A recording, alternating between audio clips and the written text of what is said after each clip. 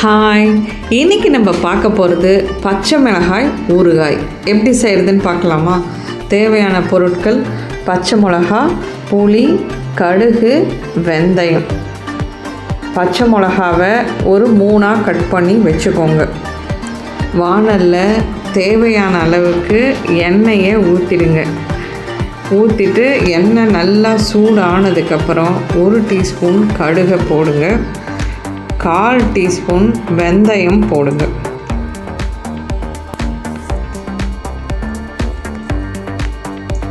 போட்டு நல்லா பொரிஞ்சதுக்கு அப்புறமா நம்ம மிளகாவை நறுக்கி வச்சுருக்க மிளகாவை அதோட சேர்த்துருங்க.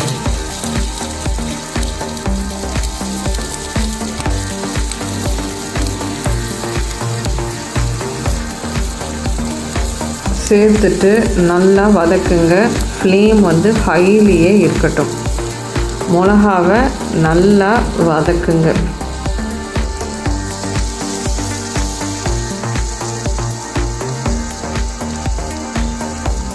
நல்லா ஹையில் வச்சு எண்ணெய் கொஞ்சம் தாராளமாக, ஏன்னா ஊறுகாங்கிறதுனால கொஞ்சம் எண்ணெயை தாராளமாக ஊற்றுங்க. ஊற்றிட்டு நல்லா வதக்கி விடுங்க. அது நல்லா வதங்கினதுக்கப்புறம் தான் நம்ம உப்பை சேர்க்கணும்.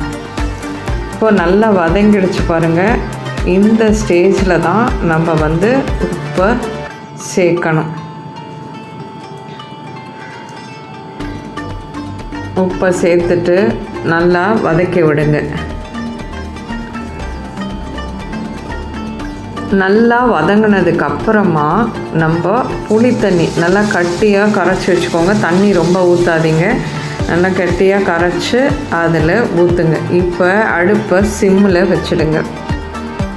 சிம்மில் வச்சுட்டு ஒரு 5 மினிட்ஸ் நல்லா வதக்கி விடுங்க. ஏன்னா புளி தண்ணி அந்த பச்சை மிளகால ஏறணும். அதனால் கொஞ்சம் சிம்லேயே வச்சு வதக்குங்க. நல்லா வதங்கி வரும்போது கொஞ்சமாக வெல்லம் சேர்க்கணும். வெல்லம் அதோடு சேர்த்துருங்க. சேர்த்துட்டு நல்லா வதக்கி விடுங்க. கொஞ்ச நேரத்துலையே அழகாக எண்ணெய் பிரிஞ்சிடும். நம்மளோட மிளகா ஊறுகாய் ரெடி ஆகிடும். ரொம்ப சிம்பிளான டிஷ் தான்.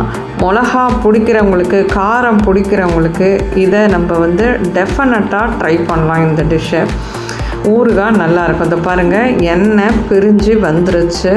அவ்வளோதான், நம்ம ஊறுகாய் ரெடி ஆகிடுச்சு. ஒரு சிம்பிள் இன்க்ரீடியன்ட்ஸ் வச்சு சிம்பிளான எல்லோரும் செய்யக்கூடிய ஊறுகாய் ரெடி ஆகிடுச்சு.